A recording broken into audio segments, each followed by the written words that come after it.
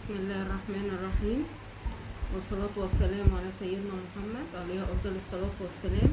إن شاء الله دي قناة جديدة لتعليم الخياطة بأبسط الطرق وأبسط الشرح. إن شاء الله تتعلموا مني، إن شاء الله تستفادوا مني بإذن الله إن شاء الله. ومش هنطول عليكم الفيديوهات وكده، هتبقى بسيطة كده وحاجات بسيطة إن شاء الله تتعلموا خياطة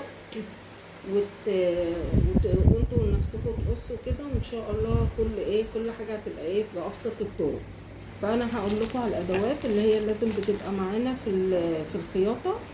بنجيب اللي هي المازوره، بنجيب الماركات، بنجيب ماركات اهي، بنجيب دبابيس اللي هي الدبابيس الحلوه دي اللي بتقطع القماش ولا بتقطع الورق، وفي الريت ده التعليم على القماش، وفي لازم مقصين، مقص للورق ومقص للقماش، عشان ما ينفعش ان احنا نقص الورق بمقص القماش.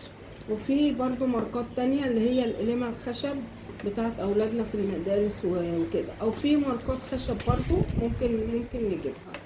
وفي ورق الزبدة ده بيتباع في المكاتب، بيتباع عند الناس اللي هي بتبيع الادوات الخياطة وكده.